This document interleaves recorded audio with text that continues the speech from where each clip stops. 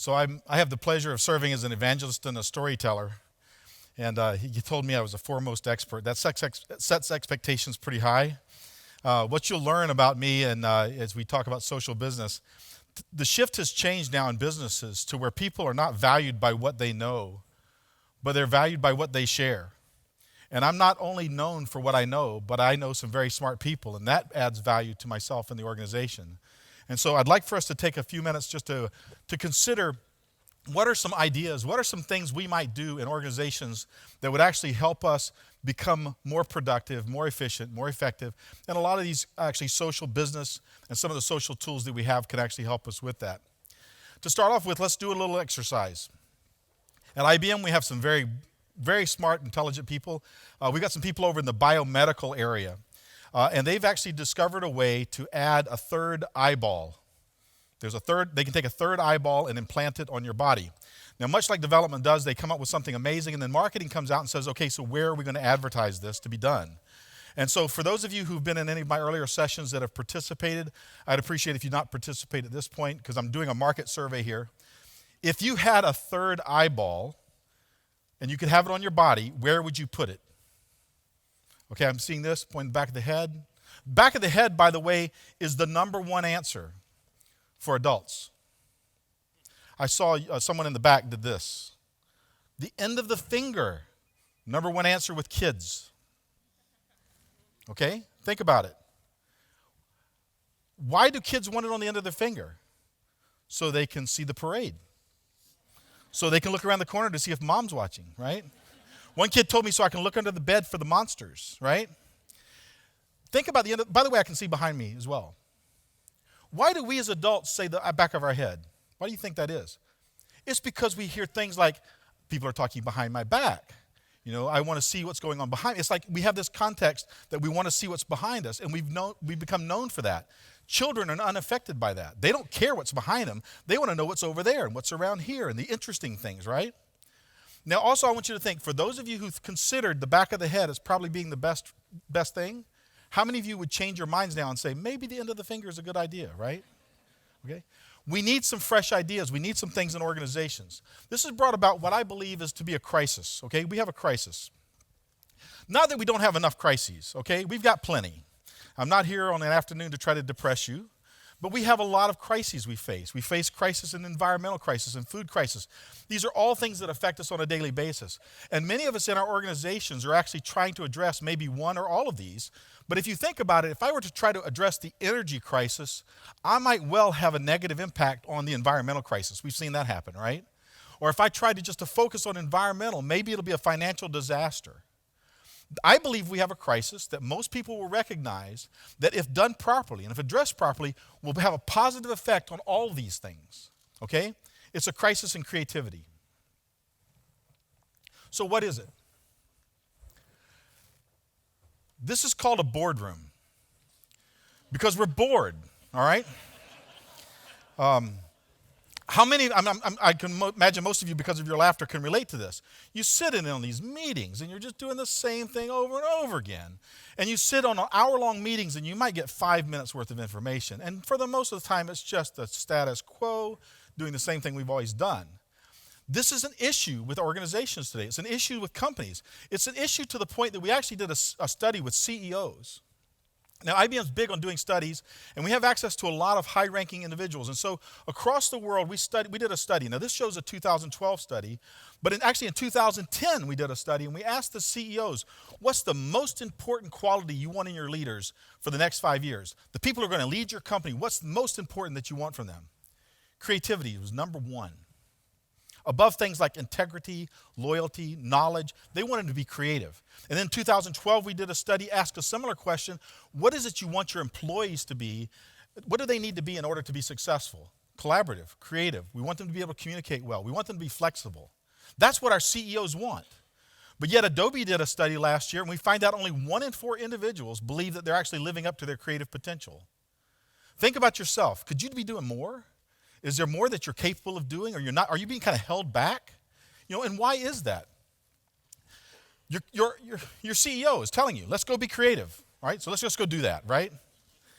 Yeah, right. Okay, we're just going to go do that, right? Okay. So let's talk about creative. If someone were to tell you, we want you to be creative, give me some words, and please in English, give me some words that might describe a creative person or creativity. Give me some ideas that come to mind. Pardon? Creative itself? Anything? Crazy. Did you say crazy? I love that. Crazy is good. That way I can say people, I'm creative. I'm not crazy, I'm just creative. Okay. Open-minded is a good one. Others? Funny. Humor has a good part of being creative. It absolutely is. Others? Curious. I was in an audience about this size, and a gentleman raised his hand.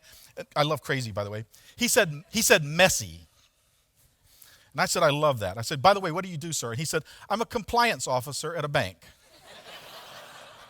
Okay, so there are aspects of creative accounting is probably not something we want.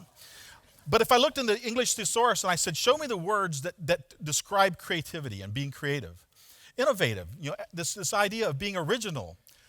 And there's one word that stood out to me. Productive. If I'm creative, I'm not crazy, I'm productive, right? But in that same Adobe study, people were saying we are being forced to be more productive than creative. How many of you, if you told your boss, I'm going to spend a lot of time today being creative, he's going to think you're going to be distracted, you're not really going to do anything, right? Why is it that we've all of a sudden said to be creative is not productive? It's an opposite thing. It's not an opposite thing. It's actually the same thing. So how do we get here? We got here somehow. Our companies are in this situation. We have these thought processes in our head. We've misdefined creativity, for instance. I think there's a few things that got us here. This is not meant to be a history lesson, but if we learn from our past, the Industrial Revolution basically made us become cogs. Okay? Machinery to make a machine run, you need to have interchangeable parts. What do we call that in business?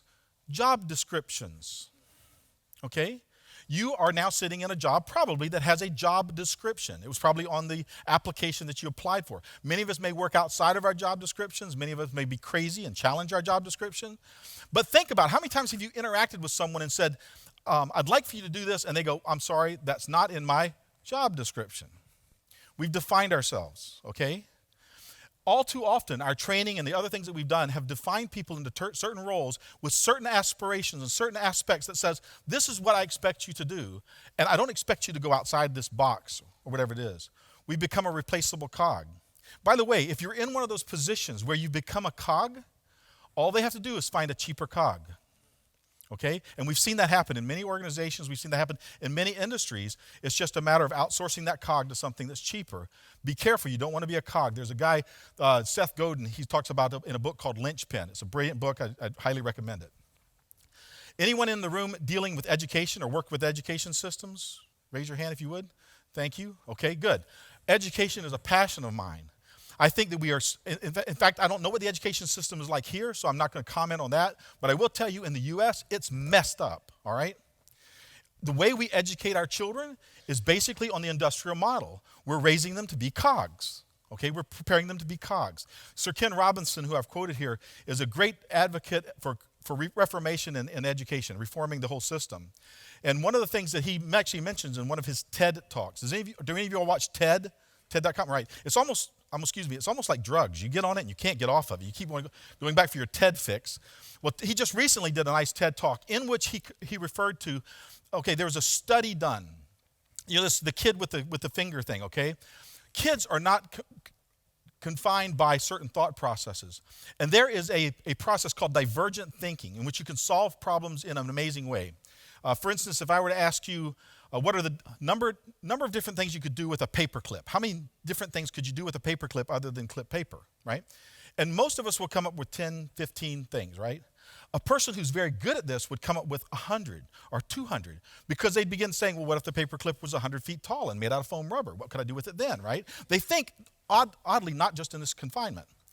They did a test of 2,000 individuals on this divergent thinking, and there's a value in which they could be genius. These 2,000 individuals they tested, 98% of them tested genius. They were 4 and 5-year-olds, okay?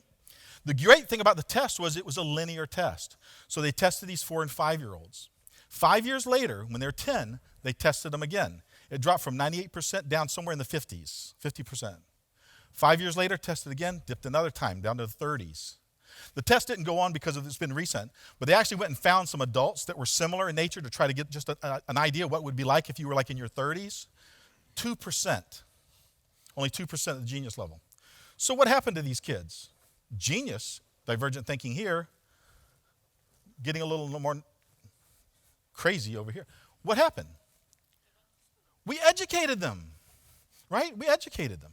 We told them, here's a problem and here's an answer. Remember that, okay? This is the problem, this is the answer. We told them the answer's in the back of the book, but you can't look there, okay? Don't look there. And by the way, your friend probably knows the answer, but don't ask them. What do we call that in business? Collaboration, right?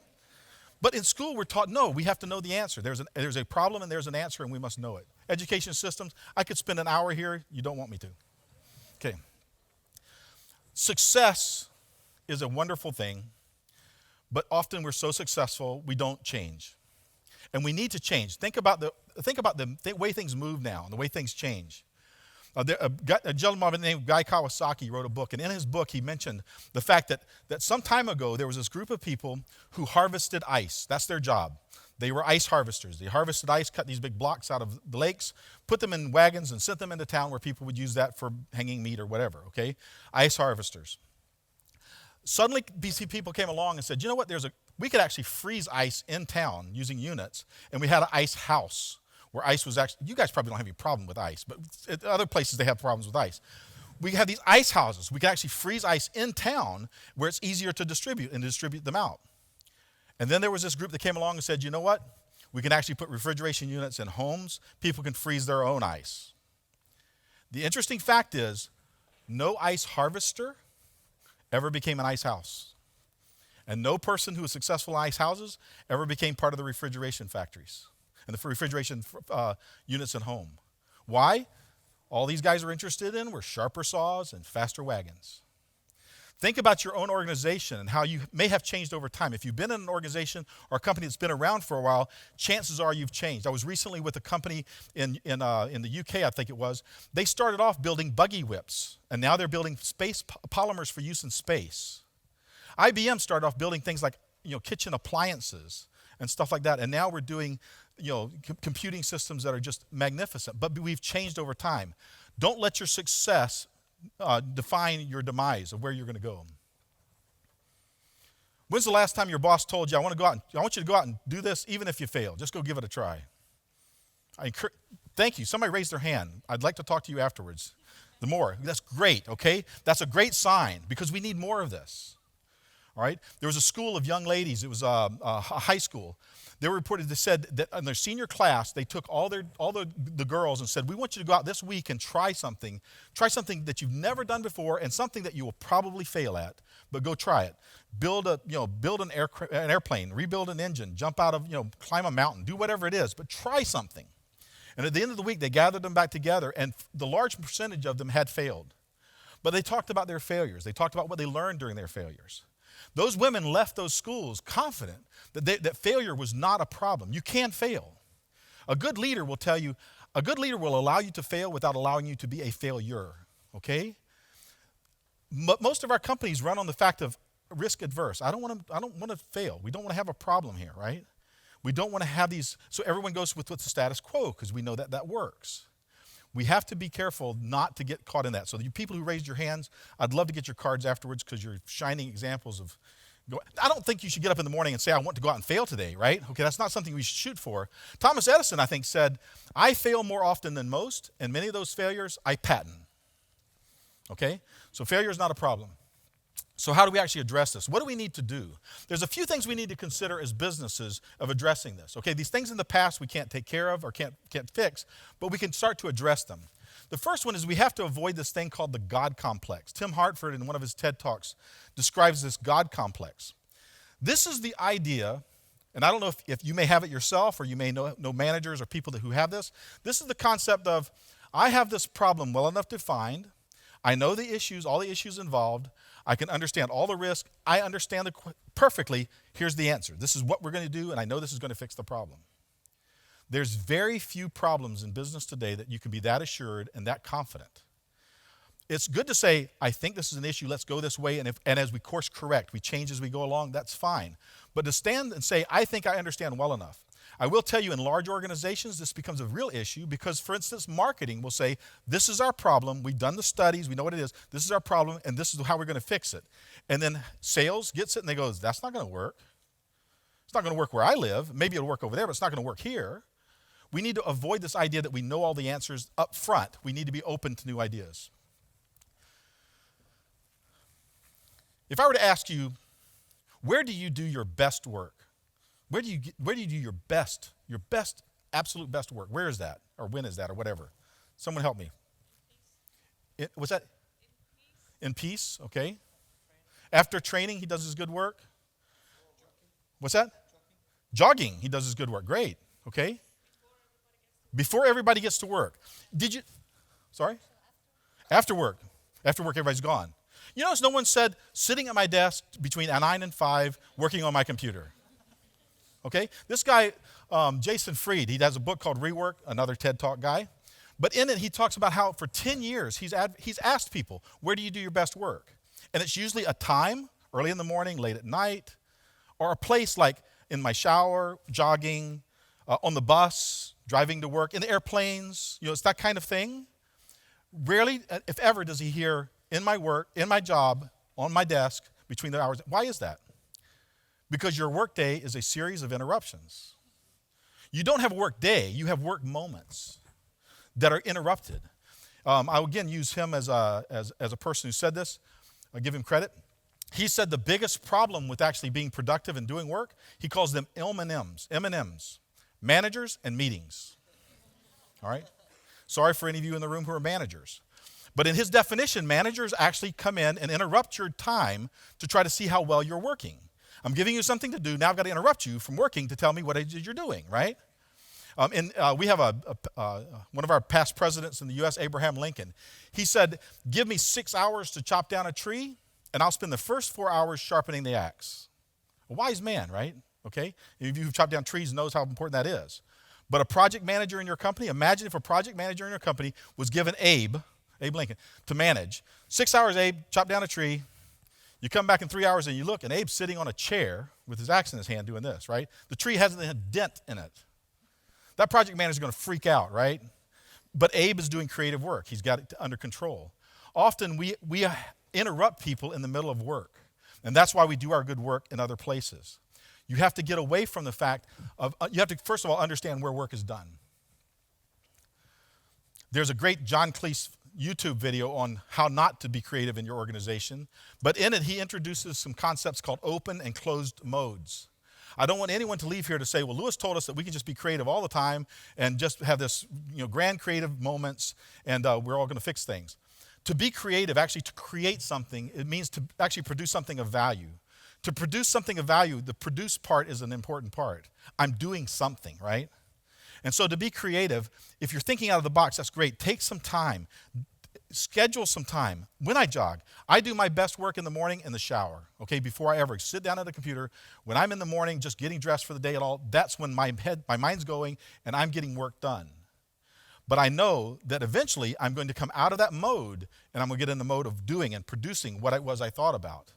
And then I also know that in the afternoon, I'm going to turn off my instant messaging. I'm turning off my phone. I'm turning everything. I'm going to a place that I've designed to say, this is where I'm going to now think. And I'm going to go back in that closed mode again to reflect on the things I've done thus far. Open and closed modes. It's very important, okay, that you allow people to do this. I was a manager once, and if I walked in and I saw somebody with their feet kicked up on their desk, leaning back, not asleep, but just in thought, great. I'd love to see my people do that because that means they're pondering on something that may come to be a good idea. And connect. Okay? Connect with people, connect ideas. There's a guy named Stephen Johnson who wrote a book where good ideas come from. And in it, he proves historically how in the past, as people have come together to discuss things, as ideas come out, how new ideas interact with one another to create great ideas and great thoughts. For you to do something spectacular, chances are you're going to interact with other people who are also going to have ideas that support that or ideas that challenge you. And so again, connecting with people is extremely important. So how could we possibly do this with social? What can we do with social business and social tools to actually help address this? If we want to talk about connecting, a great start is just allow people to be identified. What I'm showing you is just a screenshot. This is what we use internally within IBM. It's also what our business partners help our other customers by supporting and using this product. But this allows every individual, the key to this is that every individual has an identity. And the identity is not one that's just like a corporate directory. Here's who I am, here's how you can reach me, here's my address, here's my phone number, here's my email box. That's a corporate directory, that's a telephone book. We've had those before. The difference with this is it also says, and here's what I'm interested in. And here's what I've done in the past. And here's the projects I've worked on. Anyone in the room that's currently working on a job and have been in a position of in a company for any period of time or in the workplace, you know that what you currently do is not the sum total of what you know. You've experienced a lot of things in the past. I've worked at 12 different companies before coming to IBM. I've worked in a lot of different industries like aerospace and insurance and other things. In my profile, I've listed some of my background. It's not just a resume, it's a what have you done there. I've been doing technical publishings in aerospace. So someone will say, you know, Lewis, I need someone who knows something a little about social that talks to somebody in the airline business. Can you help me? I'm valued by what I know, also valued by what I've done. So it's great to do this. Also, there's things like tags where you can tag people and say, I think you're knowledgeable in this area so that you can find them later. We can talk more about that later maybe. Let's say I find this video. This is a Ken Robinson video. I find this video. I think it's extremely important, and I want to share that with people. Today, if you found something on the intranet, you're at work, and you're on the intranet. Hopefully your company lets you get on the intranet when you're at work. If you're in a company that doesn't allow you to get on the intranet when you're at work, I'd love for you to come see me, okay? Maybe we can do something about that. Not promising anything, but maybe we can do something about that. Because I'll bet you any of those companies, by the way, that are in that position, they probably don't take away your iPhone or your iPad when you walk in the door, right? So you go to LinkedIn, you go to every other thing, you're just using your own device. Anyway, let's say you find a nice website, this video happens to be an example, and you want to share it with the people in your organization. What do? How would you share that today? Email. I'd take the URL, copy it, put it in an email, send it out to people. If I post it on Facebook would be another good thing. If this happened to be, say, a competitor's piece of information that I wanted to make known, I want to show it within my company. Maybe I have a company Facebook.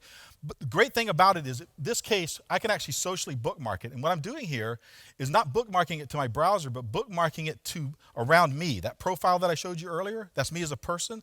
I'm posting it as one of the things that I think is interesting. So people who follow me, people who have like interests of mine will see it or have the opportunity to see it. I'm not pushing it out to them with email where I annoy them. I'm just saying, here it is, it's available to you, okay? And if at the same time I belong to a community of salespeople, this is interesting to sales, let me just put it in that community there as well so those people might draw their attention to it as well. I'm not imposing upon you, I'm making it available. There's a young lady who works at our company who's been with us for some time, but she said, I love working for IBM because I can be as smart as you only 5 minutes later. Okay? Now, granted, I'm not that smart, but any smarts that we have, we post. You find something interesting, you post it. You create something you think of value, you post it. All this stuff is available, and it's made available more often than saying, I'm going to take this and put this where people can get to it. I'm just going to make it available to everyone, kind of default, and let them have it if they need it.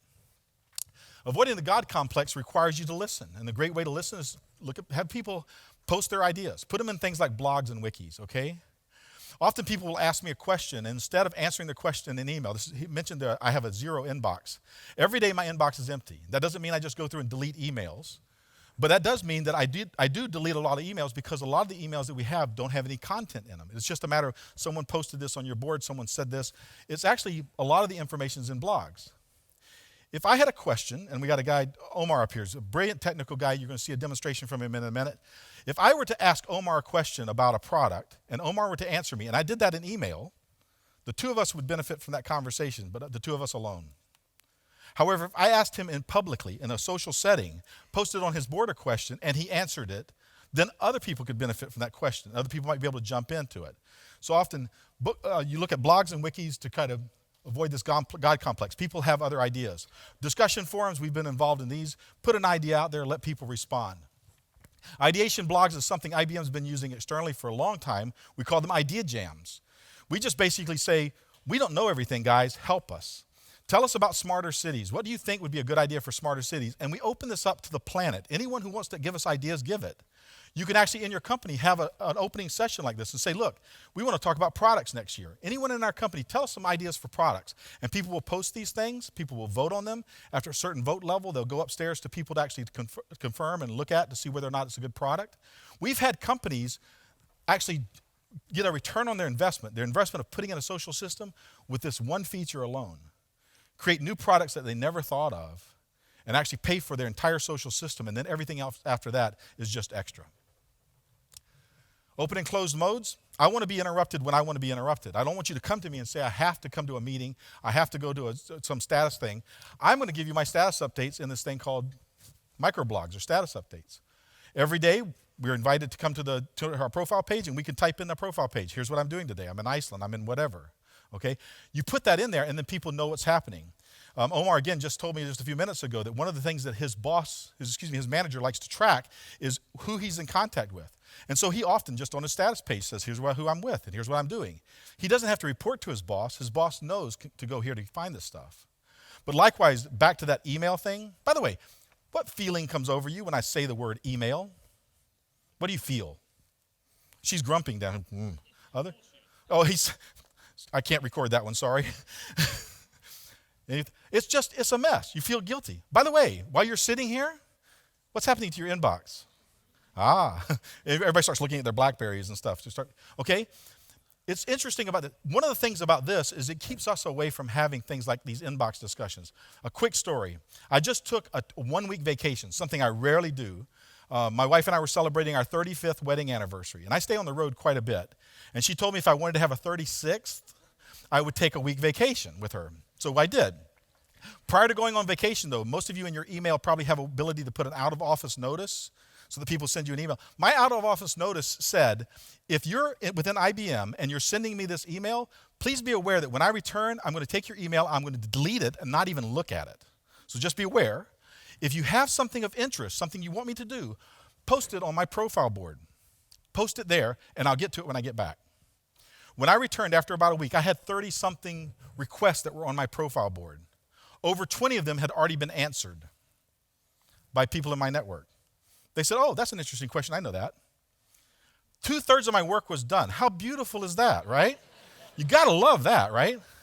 Plus the fact those people who were waiting for me to return were able to move on with their task and keep working, right? That's another efficiency that's there. And the ones that were there were things like, are you available on Thursday? Can you help me with this? What personal things, I took care of it. A few minutes, I was done. Another question that came up, someone posted on my board a very technical question. Louis, how do you install the Java widget in the sidebar, blah, blah. And it's like, I have no idea. For those of you who are developers, you might understand something like that. I have no idea what this question was. It was beyond me, right? I'm at a customer site. I have my iPad, and I come out of the site, and I open up, and 3 hours ago, this guy had posted this question. Right below it, someone had answered it. 20 minutes after he posted it. I'm going, great. And then John, the original poster, had thanked him. So I assumed the question was right, and the answer was right. I had no idea, right? But I went to John. He knows me. I said, John, why did you post that on my board? You know I'm not a technical person. I mean, were you trying to show me up? What was the deal? Why'd you post that? I don't know that. He said, Louis, I know you don't know, but people that you know. Smart John, right? It's like, Louis, you're an idiot, but you've got some smart people around you. Idiots that attract smart people can be leaders, all right? I'm not going to say anything about your leaders, but think about that, okay? That's back to the statement of I'm not valued by what I know, but I'm valued by what the people around me know as well. Doing things like status updates, keeping people informed of what your questions are. People will post questions out, and people from out of the blue will come in with answers that are just marvelous answers. Have open conversations and openly share things. If you find something that's interesting, you find a document that's interesting, put it somewhere. I'm going to challenge you to think of this question. I'm a new employee, a brand new college student, one of these young people that was spoken of earlier that's just gung-ho. I've done social all my life. I come in, I have this thesis paper. It's in a Microsoft Word document. It's a perfect example of how we're going to change our business. I come to you as my boss and say, I'd love to post this in our company in a way that everyone in the company has the opportunity to see it. Where do I put it? Good question. Oh, put it in that Z drive. Oh, no, put it over here in this site. No, put it. It's like, what is it again? And you begin thinking about where are you going to put this thing, right? You should not be hindered by things like repositories and so forth. We actually should surface that stuff. But for instance, in a file, if I have a file, something I create, I put it in my files. And I make it public so everybody can see it. I can make it private. I can secure it. And by the way, all this social stuff can have compliance on it and security and so forth. So don't be concerned about just being wide open. But the default behavior should be, why can't everybody see this? And you post it, right? That's, by the way, another reason why I don't have a lot of email, because people quit asking me. Because they'll say, Lewis, do you have this? And I'll say, yeah, I'll send them a link to the file.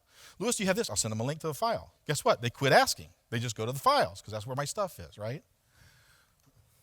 Consider where work gets done. A lot of work is being done outside the normal work environment. A lot of people don't have the keyboards, but they do have the smartphones. And they can snap pictures, and they can upload videos, and they can post things. And so you have to be able to handle things like rich media, and you've got to be able to deal with mobility. Because if you force people to come into your office where good work doesn't get done, remember?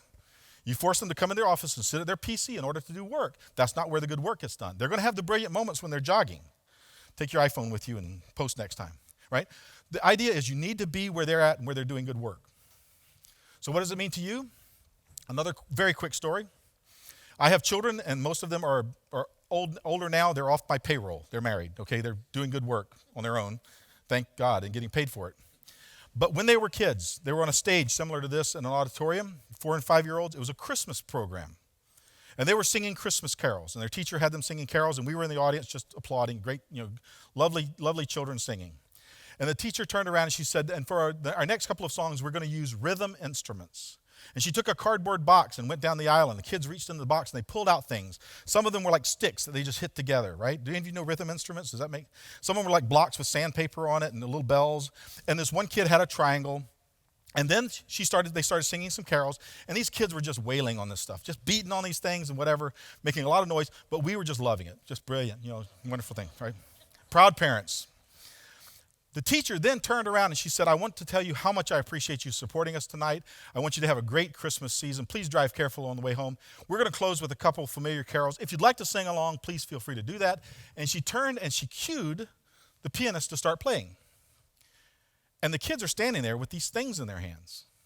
Any of you have 4 and 5-year-olds?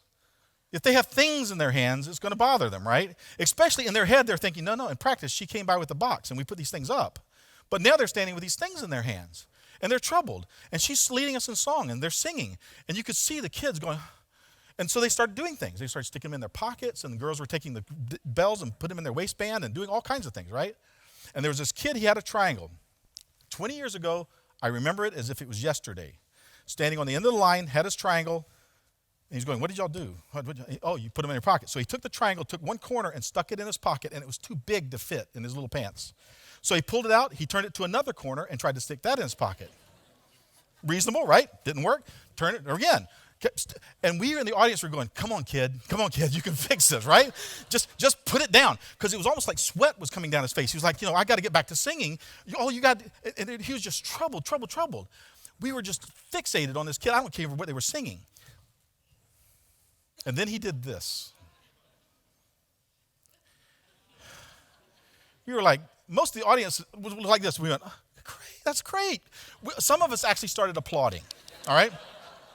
Which basically threw the teacher a loop, because she's going, why are you applauding? We're not through with the song yet, right?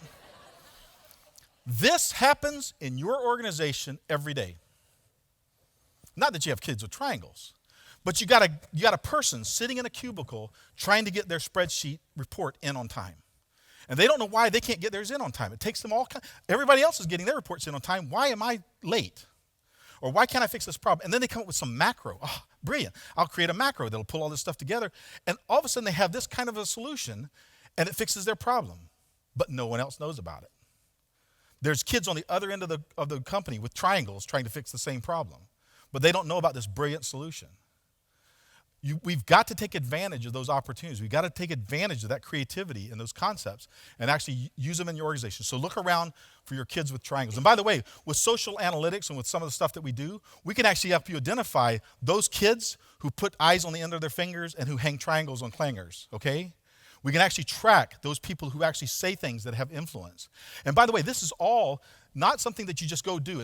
I'm not asking you to go do something else. Okay, I'm not asking you to say, I've got to do work, now I've got to go be social. Now I've got to do work, I've got to be social. The way this is best implemented, and only implemented successfully, is to take social and bring it into your work.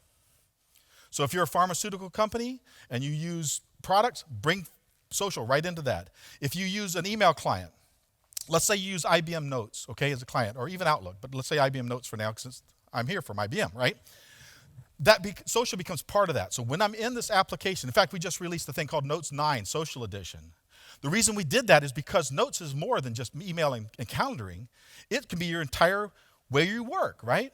And I want to bring my SAP system, my ERP systems. I want to bring my social threads. I want to see my activities. I want to hear all my voice. You need to bring it into the context of where people work. This cannot be just another thing people do. So you need to move from organizations to organism, break down the chart, start having more relationships rather than transactions. Encourage your people. Don't give me a report. Tell me the story. Tell me how this is working, right? IBM obviously can help you. I mean, we've been doing this for years. You may not know that we've been doing this for years, but we have for many years. We have a large number of people. But don't look at that number and say 400,000 people. Of course, that makes sense for IBM to do this. I'm 100 people in our company, or I'm 1,000 people in our company. It's not that important to me. It is important to you. In fact, it's more important to you. And the fact is, you can actually change your culture much quicker than we're changing ours. We're not there yet. We still have a lot of work to do.